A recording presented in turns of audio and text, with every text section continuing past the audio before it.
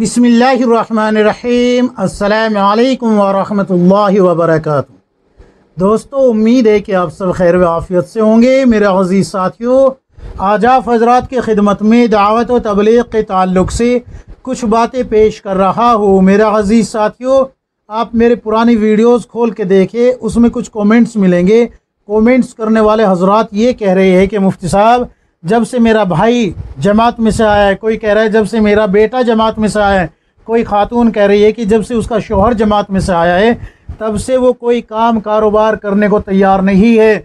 जब भी उससे कहा जाता है कि कुछ काम कर ले, कुछ कारोबार कर ले, तो वो कहता है कि अल्लाह पे तवक्कुल रखो, अल्लाह सब कुछ ठीक फरमा देगा, और हाथ पे हाथ रख के बैठा हुआ है। तो क्या बीवी बच्चों के हुकूक़ को छोड़ देना, वालिदैन के हुकूक़ को छोड़ देना, काम और कारोबार को छोड़ देना और हाथ पे हाथ रख कर बैठ जाने को तवक्कुल कहा है? क्या अल्लाह पर तवक्कुल करना इसी का नाम है, या बीवी बच्चों के हुकूक अदा न करने का ये मुजरिम बनेगा? क्या कहती है शरीयत इस बारे में, और तवक्कुल की हकीकत क्या है? तो देखिए मेरे अज़ीज़ साथियों, मैं आप हज़रात के सामने कुछ उसूली बात समझाऊंगा, आपको कुछ बातें पेश करूंगा। अगर आपने उन बातों को ध्यान से सुन लिया, समझ लिया, तो इंशाअल्लाह आपका ये मसला हल हो जाएगा। दो कैटेगरी के लोग हैं। पहली कैटेगरी तो ये है कि एक बंदा काम कारोबार करने वाला था, लेकिन वो इस बात की तमीज़ नहीं रखता था कि हराम कमा रहा है या हलाल कमा रहा है। यानी कोई ताजिर था, एक मिसाल के तौर पे कोई ताजिर था, तिजारत में झूठ भी बोल रहा था, नापने में कमी भी कर रहा था, तोलने में कमी भी कर रहा था, लेकिन अल्लाह तबारक व तआला ने इसको तौफीक दे दी कि अल्लाह के रास्ते में निकल जा, जमात में चला जा, और अल्लाह रब्बुल इज़्ज़त ने इसको अमीर की इताअत में रहते हुए वक्त लगवा दिया, इसका ईमान बन गया। अब चूँकि ये पहले जो कमाई कर रहा था उसमें जो है हराम हलाल भूल चुका था ये, तो इनकम ज़्यादा थी, 1000 रुपये, 2000 रुपये, 5000 रुपये, यानी कि जैसे इसका कारोबार है उसी एतबार से इनकम थी। एक मिसाल के तौर पे एक बंदा 2000 रुपये रोज़ कमा रहा था जमात में जाने से पहले, लेकिन जब ये जमात से वापस आया तो इसका ईमान पुख्ता हो गया, मजबूत हो गया, कवी ईमान हो गया, ईमान बढ़ गया। अब ये जो है अहादीसें सुनी है, इसने उलमा से अहादीसें सुनी है, कुरान का मफ़हूम सुना है, अहादीस का मफ़हूम सुना है, तो ईमान बढ़ा हुआ है कि हराम से बचना है और हलाल को इख्तियार करना है। तो अब जब ये कारोबार के लिए जाएगा तो ये हर कदम पे ये देखेगा कि इसमें अल्लाह का हुक्म क्या है, रसूलुल्लाह सल्लल्लाहु अलैहि वसल्लम का तरीक़ा क्या है, कहीं ऐसा तो नहीं कि ये माल हराम हो, कहीं ऐसा तो नहीं कि ये लोगों का हक़ दबाया जा रहा हो। तो जब ये फूंक फूंक के कदम रखेगा तो वो जो हराम तरीके से माल कमा रहा था वो इनकम और ये हलाल की इनकम, इनका दोनों का मैच नहीं हो सकता। क्यों? इसलिए कि हराम में माल तो ज़्यादा नज़र आता है लेकिन बरकत नहीं होती और गुनाह अलग से होता है। तो असल भाई बात यह है कि ये इसका इम्तिहान चल रहा होता है, ये इम्तिहान चल रहा होता है इसका, कि अगर ये पुख्ता रहता है, इसमें इसके कदम जमे रहते हैं और ये मजबूती से हलाल पे जमा रहता है, तो आने वाला वक्त इंशाअल्लाह इसके लिए बड़ा मुफीद और फरावानी वाला होगा। तो वालिदैन और बीवी बच्चों को चाहिए कि इसके साथ साबित कदमी से खड़े रहे और इसकी साबित कदमी की अल्लाह से दुआ करते रहे, क्योंकि आपकी तमाम जिम्मेदारियां इसी के ऊपर हैं। तो अगर ये 2000 कमाने वाला 500 रुपया कमा के आपको ला के दे रहा है और आप कह रहे हैं कि इसमें कुछ नहीं हो रहा, तो ये कह रहा है कि अल्लाह पे तवक्कुल रखो, अल्लाह तबारक व तआला आपके तमाम मसाइल हल फरमा देगा, तमाम परेशानियां दूर फरमा देगा। तो ये आपको जो है अल्लाह का एहसान मानना चाहिए कि ये ख़ुद भी माल हराम से बच रहा है और आपको भी माल हराम से बचा रहा है। वरना अहदीस नबवी है, रसूलुल्लाह सल्लल्लाहु अलैहि वसल्लम ने फरमाया कि जो जिस्म माल हराम से पलेगा वो जहन्नम में ज़रूर जाएगा। हज़रत अबू बकर सिद्दीक़ रज़ियल्लाहु अन्हु ने एक लुक़मा अपने ग़ुलाम के लाए हुए खाने में से एक लुक़मा खा लिया था। तो जब पूछा कि ये कहाँ से लेकर आया, भूख की शिद्दत थी तो पूछने की नौबत नहीं आई, लेकिन जब पूछा तो ग़ुलाम ने बताया कि फ़ला जगह शादी थी और ज़माना जाहिलियत में मैंने वहाँ पर कुछ काम किया था, मंत्र वगैरह फूके थे, तो आज उनके यहाँ शादी थी, उधर से मेरा गुज़र हुआ تو انہوں نے یہ کھانا دے دیا۔ حضرت ابو بکر صدیق رضی اللہ عنہ نے جب تک قے کر کے اس ایک لقمے کو باہر نہیں نکالا تب تک جو ہے چین نہیں آیا۔ پوچھنے والے نے پوچھا کہ حضرت صرف ایک لقمے کے لیے اتنی مشقت اٹھائی؟ تو حضرت ابو بکر صدیق رضی اللہ عنہ کہتے ہیں کہ اگر یہ لقمہ میری موت کے ساتھ بھی نکلتا، میری جان جانے کے ساتھ بھی نکلتا تو میں اس کو نکالتا۔ کیوں؟ اس لیے کہ رسول اللہ صلی اللہ علیہ وسلم نے فرمایا کہ جو جسم مال حرام سے پلے وہ جہنم میں ضرور جلے گا۔ میں نہیں چاہتا تھا کہ میرے جسم کا کوئی حصہ اس سے پلے، اس ایک لقمے سے بھی پلے۔ تو اگر آپ کا بیٹا، آپ کا شوہر، آپ کا بھائی حرام کو چھوڑ کے حلال کی طرف آ گیا اور وہ بڑے بڑے نوٹوں کے بنڈل نہیں لا رہا بلکہ اتنے لا رہا ہے کہ گھر کا خرچ بھی مشکل سے چل رہا ہے، تو اس پہ آپ کو اللہ کا شکر ادا کرنا چاہیے کہ آپ جو ہے یہ دنیاوی زندگی جو مشقت میں گزار رہے ہیں اخروی آخرت والی زندگی کو برباد ہونے سے بچا رہے ہیں۔ تو ایک شخص تو یہ ہو گیا، ٹھیک ہے۔ ایک شخص یہ ہو گیا کہ یہ جماعت میں جانے سے پہلے بھی ناکارہ تھا، بس پھرتا تھا، آوارہ گردی کرتا تھا، اور اب جماعت میں سے آیا اب بھی آوارہ گردی ہی کر رہا ہے۔ بیوی بچے پہلے بھی پریشان تھے، والدین پہلے بھی پریشان تھے اور آج بھی پریشان ہیں۔ تو اگر یہ شخص کہے کہ اللہ پہ توکل رکھو سب ٹھیک ہو جائے گا تو بات تو اس کی صحیح ہے، اللہ پہ توکل رکھے، لیکن جو بیوی بچوں کے، والدین کے، بہن بھائی کے اللہ نے حقوق اس کے اوپر ڈالے ہیں ان کو تو یہ پامال کر رہا ہے نا، ان کو تو جو ہے چھوڑ رہا ہے، ان کو تو جو ہے برباد کر رہا ہے۔ اور ظاہر سی بات ہے جب برباد کر رہا ہے تو اس سے آخرت میں پوچھ تاچھ بھی ہوگی۔ اگر اسی حال میں یہ مر گیا، اگر اس نے مرنے سے پہلے حقوق العباد کو ادا کر دیا یا جو ہے معاف کرا لیا اور معاف کرنے والوں نے معاف کر دیا تو پھر اس معاملے میں اس سے آخرت میں پوچھ گچھ نہیں ہوگی۔ باقی دوسرے جو گناہ کیے ہوگے ان سے بھی اگر بغیر توبہ کے مر گیا تو پھر پوچھ تاچھ ہونا لازم ہے۔ باقی اللہ چاہے تو معاف کر دے، چاہے تو پکڑ کر لے، انہ علی کل شیء قدیر، اللہ ہر چیز پہ قادر ہے۔ تو یہ دو قسم کے لوگ ہو گئے۔ تو یہ تو پہلے بھی ناکارہ تھا اور اب بھی ناکارہ ہے، تو اس کو دعوت و تبلیغ میں جانے پہ یہ کہہ دینا کہ بھئی اس نے جماعت میں گیا تو کام نہیں کرتا، جماعت میں گیا تو وقت یہ جو ہے کاروبار نہیں کرتا، بیوی کے حقوق چھوڑ دیے، بچوں کے حقوق چھوڑ دیے، ماں باپ کے حقوق چھوڑ دیے، بہن بھائی کے حقوق چھوڑ دیے، تو یہ سرے سے دعوت و تبلیغ پہ ایک الزام ہے۔ یہ پہلے بھی ناکارہ تھا، اب بھی ناکارہ ہی ہے، اور یہ والا جو ہے یہ گناہ سے بچ کے زندگی گزارنے والا بن گیا۔ تو اس پہ اللہ کا کرم ہوا اور آپ لوگوں پہ اللہ کا احسان ہوا، آپ اللہ کا احسان مانیں۔ اب توکل کی حقیقت کیا ہے یہ سن لیجئے۔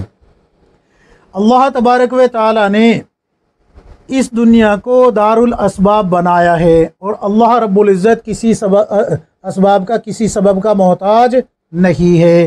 سارے اسباب، سارے سبب جتنے بھی ہمیں نظر آ رہے ہیں سب کے سب اللہ کے محتاج ہے۔ چینٹی سے لے کے جبرائیل علیہ السلام تک سب کے سب اللہ کے محتاج ہے۔ یہ میرا ہاتھ حرکت کر رہا ہے یہ بھی اللہ کا محتاج ہے، لیکن اللہ کسی کا محتاج نہیں ہے۔ اللہ الصمد، اللہ بے نیاز ہے۔ ٹھیک ہے، یہ بات سمجھ میں آ گئی۔ اللہ تبارک و تعالی نے ایک قانون بنایا ہے۔ پہلے میں بے نیازی کی بات کر دیتا ہوں۔ اللہ رب العزت نے اس دنیا کو، بلکہ تمام عالموں کو، تمام کائنات کو، تمام خلقت کو، تمام مخلوق کو بغیر نقشے کے پیدا کر دیا۔ کوئی نقشہ پہلے سے موجود نہیں تھا۔ سمجھ میں آ گئی بات؟ تو اللہ تبارک و تعالیٰ کسی اسباب کا، سبب کا محتاج نہیں ہے، ٹھیک ہے۔ لیکن اللہ رب العزت نے ایک قانون بنایا ہے۔ پہلے تو یہ بتا دیا کہ دیکھو ہم نے آدم علیہ السلام کو بغیر ماں باپ کے پیدا کر کے دکھایا، اس لیے ہم ماں باپ کے محتاج نہیں ہیں۔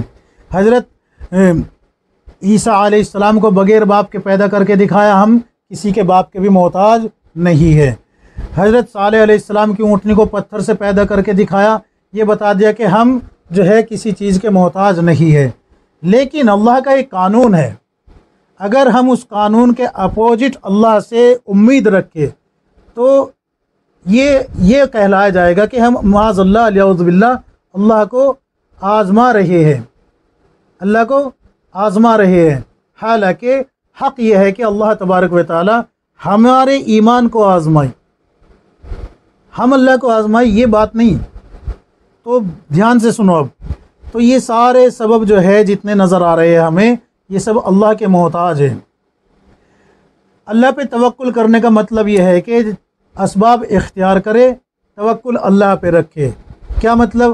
حضرت مولانا زکریا رحمۃ اللہ علیہ نے فضائل اعمال میں لکھا ہے کہ اگر کوئی شخص توکل اس کو کہتا ہو کہ مسجد میں بیٹھ کر اللہ سے دعا کر رہا ہو، یا اللہ مجھے اولاد عطا فرما دے، یا اللہ مجھے اولاد عطا فرما دے، یا اللہ مجھے اولاد عطا فرما دے، اور اس کی بیوی بھی نہیں ہے، شادی بھی نہیں ہوئی ہے، کنوارا ہے، 18-20 سال کا نوجوان ہو، چاہے 40 سال کا ہو، چاہے 50 سال کا ہو، لیکن جو سبب بچہ پیدا ہونے کے ہے وہ ہی اختیار نہیں کیے، تو کیا اس کو اولاد ہوگی؟ حضرت کہتے ہیں کہ یہ اس کی بے وقوفی ہے۔ کیوں؟ اس لیے کہ اللہ کا ایک ضابطہ ہے، ایک قانون ہے۔ اللہ نے وہ جو کر کے دکھائے ہیں نا بغیر سبب کے، تو وہ اللہ نے بتایا ہے کہ میں اسباب کا محتاج نہیں ہوں، لیکن قانون بھی کوئی چیز ہوتی ہے، قانون بھی کوئی چیز ہے۔ تو اللہ نے اپنے قانون کو اسباب بنایا کہ یہ اسباب تمہیں اختیار کرنے پڑیں گے، تب جا کے تمہارے مسائل حل ہوگے۔ آپ زمین میں بیج ڈالے، لیکن توکل اللہ پہ رکھے کہ اللہ چاہے گا تو یہ فصل ہوگی، اور اللہ نہیں چاہے گا تو نہیں ہوگی۔ اللہ تبارک و تعالیٰ فرماتا ہے نا کہ زمین میں جس بیج کو تم ڈالتے ہیں اس کو پھاڑ کے ہم اس کو اگانے والے ہیں یا تم اگانے والے ہو۔ تو ہمارا کام تو بیج ڈال دینا ہے، پانی ڈال دینا ہے، زمین کو جو ہے ہل لگا کے اس کو جوت دینا ہے، اس کو پانی دے کے سینچ دینا ہے، یہ ہمارا کام ہے۔ فصل اگانا، پھر اس کو پکانا، پھر اس کو صحیح سالم جو ہے گھر تک کاٹ کے پہنچوا دینا، یہ اللہ کی مرضی ہے۔ ورنہ اللہ تبارک و تعالیٰ چاہے تو زمین کو حکم دے دے کہ فصل نہیں ہونی تو نہیں ہوگی۔ جو پانی ہم نے فصل کی بقا کے لیے ڈالا ہے، اسی کو اللہ تبارک و تعالیٰ اس کی بربادی کا سبب بنا دے۔ جس کھاد کو ہم نے جو ہے فصل کی بقا کے لیے ڈالا ہے، اسی کھاد کو اس کے لیے زہر بنا دے۔ تو یہ تو اللہ کی قبض قدرت میں ہے۔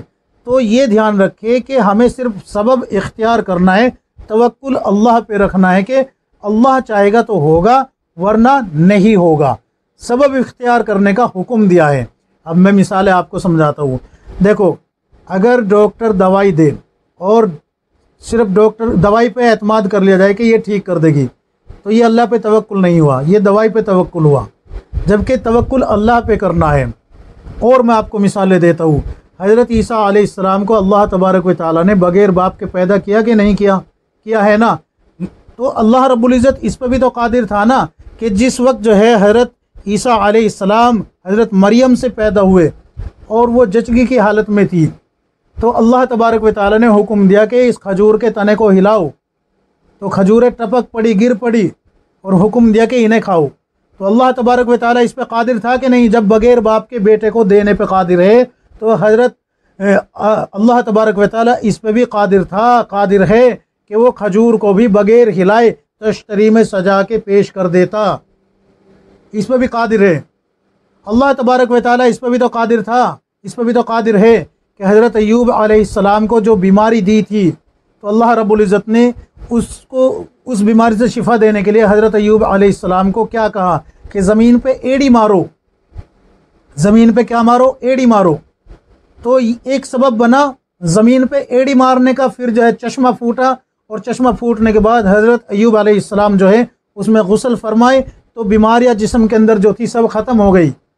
تو ایڑی ماری گئی، چشمہ پھوٹا، اور پھر جو ہے غسل کیا گیا۔ اللہ تبارک و تعالیٰ اس پہ قادر ہے، قادر تھا، قادر ہے، اور قادر رہے گا کہ وہ بغیر سبب کے ایوب علیہ السلام کو ٹھیک کر دیتا۔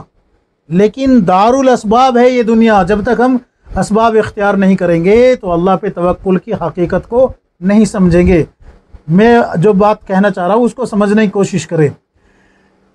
تو یہ میں نے کچھ باتیں بتائی ہے، اب آگے سنیے۔ حضرت ابراہیم علیہ السلام کے لیے آگ کو دہکایا نمرود نے، اور دہکانے کے بعد آگ میں ڈال دیا، تو آگ جلانے کا سبب ہوتی ہے۔ دوسرے کو اگر کسی کو ڈالا جائے تو جلا دے گی کہ نہیں جلا دے گی؟ یہ رومال اگر میں آگ میں ڈالوں تو جل جائے گا۔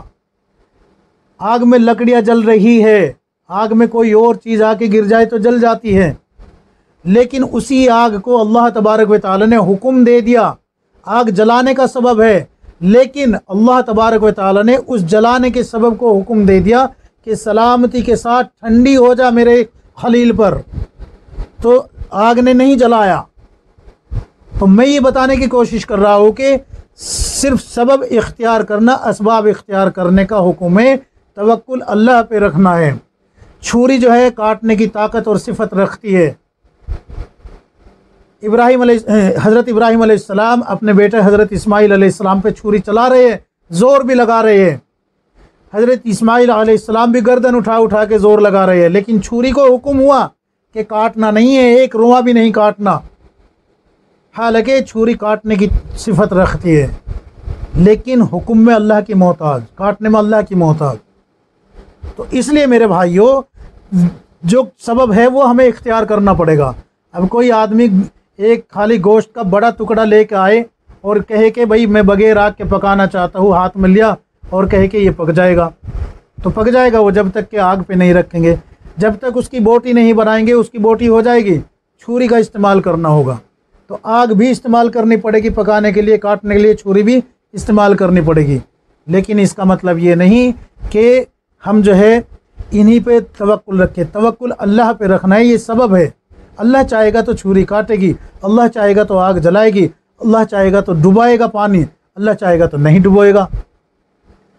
اللہ کے نبی صلی اللہ علیہ وسلم نے فرمایا، حضرت عمر رضی اللہ عنہ کی حدیث ہے، کھول کے دیکھ لیجئے، حضرت عمر رضی اللہ عنہ راوی ہے، اللہ کے نبی صلی اللہ علیہ وسلم نے فرمایا کہ اگر تم اللہ پر ایسا توکل رکھو جیسا کہ توکل رکھنے کا حق ہے، تو تمہیں اس طریقے سے روزی دی جائے جیسے کہ پرندوں کو روزی دی جاتی ہے۔ وہ صبح اپنے گھونسلے سے خالی پیٹ نکلتے ہیں اور جب شام کو آتے ہیں تو بھرا ہوا پیٹ ہوتا ہے۔ تو توکل پرندوں نے کس پہ کیا؟ اللہ پہ، لیکن گھونسلہ چھوڑ کے جانا پڑا کہ نہیں جانا پڑا؟ گھونسلہ چھوڑ کے چگنے کے لیے، دانے چننے کے لیے، اپنا پیٹ بھرنے کے لیے سارا دن محنت کرنی پڑی کہ نہیں پڑی؟ خالی پیٹ واپس نہیں بھیجا اللہ نے۔ اسی طریقے سے میرے عزیز ساتھیوں، جب اسباب کو اختیار کر کے اللہ پہ توکل رکھیں گے اور اللہ پہ توکل رکھ کر اسباب کو اختیار کریں گے، اے اللہ یہ سبب تھا، یہ میں نے اختیار کر لیا، اب اس میں نفع اور نقصان جو بھی ہے اللہ تیرے اختیار میں ہے، اللہ مجھے نقصان سے بچا کے اس میں نفع عطا فرما دے، اللہ میں تو تجھ ہی پہ توکل رکھتا ہوں، تو چاہے گا تو اس میں نفع ہوگا، تو چاہے گا تو نقصان ہوگا۔ تو یہ توکل رکھنا ہے، یہ توکل نہیں ہے کہ بھئی جو ہے ہاتھ پہ ہاتھ رکھ کر بیٹھ گئے اور جو ہے کہ بھئی اللہ کھلائے گا اللہ پلائے گا۔ یاد رکھو احادیث نبوی ہے، صلی اللہ علیہ وسلم نے فرمایا کہ جو شخص فجر کی نماز کے بعد کسی سے بات کیے بغیر بیٹھا رہتا ہے، اللہ کا ذکر کرتا رہتا ہے اشراق تک، اور اشراق پڑھ لیتا ہے، ایک مقام پہ آتا ہے کہ چاشت پڑھ لیتا ہے، تو اللہ تبارک و تعالیٰ اس کے تمام دن کے کام بنا دیتا ہے، اس کی کاموں میں کفالت کرتا ہے، اس کے کاموں کو آسان فرما دیتا ہے۔ تو جو سبب ہم نے اختیار کی ہے کمائی کے، روزی کے، وہ تو ہمیں اختیار کرنے پڑیں گے، جو اللہ نے سبب بنائے ہیں ان کو اختیار کرنا پڑے گا، لیکن توکل اللہ پہ رکھنا ہوگا کہ اللہ چاہے گا تو ہوگا، اللہ نہیں چاہے گا تو نہیں ہوگا۔ یہ ہے توکل کی اصل حقیقت۔ میں نے بتایا نا، پرندے بھی صبح اپنے گھونسلے سے نکلتے ہیں اور شام کو بھرے ہوئے پیٹ آتے ہیں، لیکن وہ محنت کر کے ایک ایک دانہ چنتے ہوئے پھرتے رہتے ہیں جب تک کہ شام نہیں ہو جاتی، ان کے پیٹ نہیں بھر جاتے، وہ گھونسلوں میں واپس نہیں آتے۔ اسی طریقے سے میرے عزیز ساتھیوں، جو سبب ہے ہمیں اختیار کرنے ہوگے۔ یاد رکھو، علماء فرماتے ہیں کہ اسباب سے ہونے کا یقین یہ آدمی کو شرک میں مبتلا کر دے گا، اور اسباب سے یعنی کہ اسباب کو اختیار نہ کرنا یہ آدمی کو گمراہ کر دے گا۔ علماء فرماتے ہیں کہ اسباب کو نہ اختیار کرنا یہ گمراہیت کی طرف لے جائے گا، اور اسباب سے ہونے کا یقین یہ انسان کو شرک میں مبتلا کر دے گا۔ پھر کیا کریں؟ پھر یہ کرے کہ آپ جو ہے اسباب اختیار کریں کہ میں یہ سبب اختیار کر رہا ہوں اور اس میں اللہ تبارک و تعالیٰ پہ توکل کرتا ہوں کہ اللہ مجھے اس میں کامیابی عطا فرمائے گا۔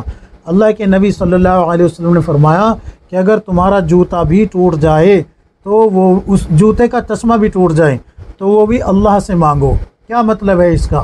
مطلب یہ ہے کہ موچی کے پاس لے کے جاؤ تو اللہ سے دعا کرو یا اللہ مجھے تسمے کی ضرورت ہے، اس کا انتظام فرما دے، تو موچی کے پاس لے کے جائیں گے تو موچی سی دے گا، ورنہ اللہ تبارک و تعالیٰ ہو سکتا ہے موچی کو یہ کہلوا دے بھائی میں نہیں سیتا، حالانکہ وہ بالکل فری بیٹھا ہوا ہو۔ تو مطلب یہ ہوا کہ جو سبب ہے وہ اختیار کرنا ہے، سبب اختیار کر کے اللہ پہ توکل رکھنا ہے، یہ ہے توکل کی حقیقت۔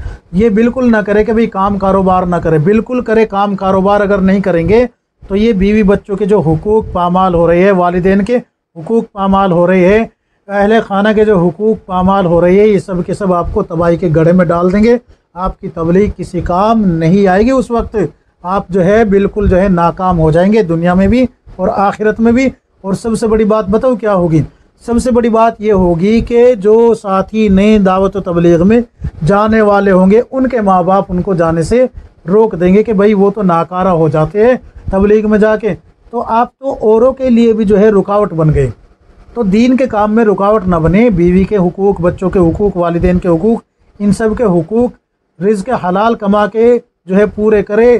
رزق حلال کمانا فرض ہے، فرض ہے، اس فرض کو آپ ترک نہیں کر سکتے توکل کے نام پر۔